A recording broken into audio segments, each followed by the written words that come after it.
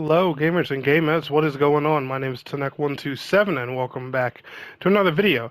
And guys, in today's video, I want to talk to you guys about echoes here in Wayfinder. But if you've been enjoying the Wayfinder content, make sure you are liking today's video and subscribing if you are new. And let's go ahead and get into today's discussion. So now, disclaimer: there is a menu tutorial right here where they can teach you a decent amount of echoes, but it's not going to go as in-depth as my guide here is today. So just a heads up, if you do want to, a little brief thing you can read, you can always scroll over here to the echo menu. Just hit the touchpad. I'm not sure what the button is on PC. And read up on the basics of echoes. But what are echoes? Let's start right there. Echoes, if I could compare them to anything, I would compare them to materia in Final Fantasy XIV. Or Final Fantasy VII. Now, disclaimer, I know I use that reference a lot, but echoes are actually a really good representation. What these are is they are little ball things that you get from running dungeons, killing bosses. They pretty much drop everywhere in the world when you're running content in Wayfinder. And they increase your stats, they enhance your abilities, they do all kinds of things to your character. The difference between echoes and materia in something like Final Fantasy XIV, in Final Fantasy XIV they just give you a little stat boost. In here, not only can they give you stat boost, but put special effects on your attacks, some of your abilities and things like that, but they also increase your overall power rating or gear score, whichever you like to call it. So, the more echo slots you unlock and the more echoes you want to obtain, the more you want to equip, period, because it's going to make your character stronger. Now, let's start at the baseline here when it comes to echoes. First things first, your Wayfinder, your weapon, and your gear slots are all going to have what's called a echo capacity. Let me go ahead and explain what that is.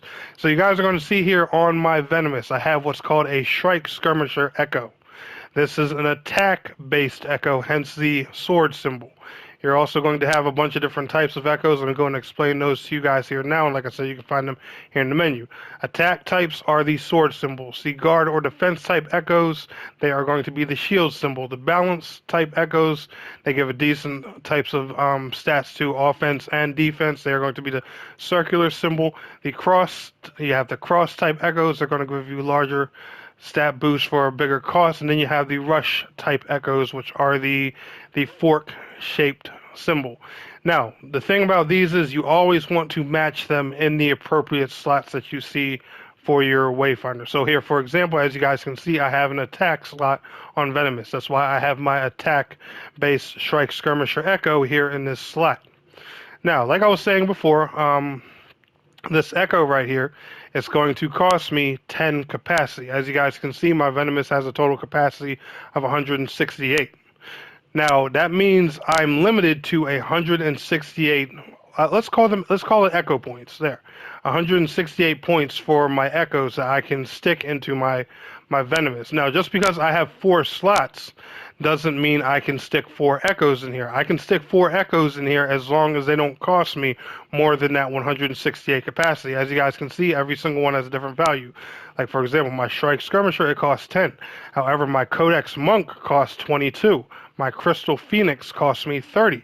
And the Broodmother Silvereth one right here, this costs me 12. Now, one other thing and big disclaimer I want to give you guys, if your echoes on your screen right now are not glowing like this, that means you've done it wrong. You guys see the fiery, flaming symbol coming out of my echoes where it looks like they're on fire. Your echoes should always look like this. If they're not looking like this, you're not slotting them properly into your gear. You always want to put the appropriate types into the best gear slot. So, for example, as you guys can see, I got my attack Shrike Skirmisher Echo in my attack slot. I got my Codex Monk Echo, which is a defensive echo. I got it in my defense slot, and etc., etc., etc. Like I was showing you guys before, the different types of echoes. Now, the same thing is going to apply to your weapon. The same thing is going to apply to your gear. Now, just because you're equipping something to your weapon doesn't mean necessarily you should focus all on attack echoes and stuff like that.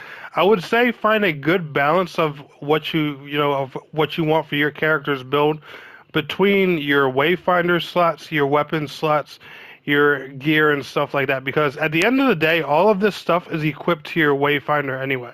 So just because you have a weapon, like I was saying before, it doesn't mean you want to just focus on attack-based echoes. You still want to put your stuff in the appropriate slots. Just because you're Wayfinder doesn't mean you want to just focus on defense-based echoes. You want to put what's good for that slot in there. And another thing about these echoes too is if you hit triangle, I'll show you guys over here, is these echoes, they actually also get powered up. You can actually use your echoes and your memory fragments. One real easy thing to farm. You get memory fragments all the time. You guys see them drop in dungeons back to back and stuff like that. You can slot your echoes in and merge them with other echoes to make your current echoes more powerful.